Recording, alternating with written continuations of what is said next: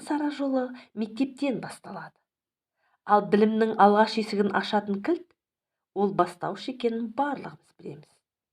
Ең алғаш әріп танып оқуға, санауға, есептеуге үйреніп, білімге деген құмарлығымызды бастауыштан бастағанбыз. Бүгін желтоқсан айының 2 мен 11 аралығында бастауыш сыныптар арасында өткен 10 күндік апталығымыз міне жабылғалы тұр. Біздің 10 күндігіміз бастауыш білім негізі атты тақырыппен жүргізіліп өтті.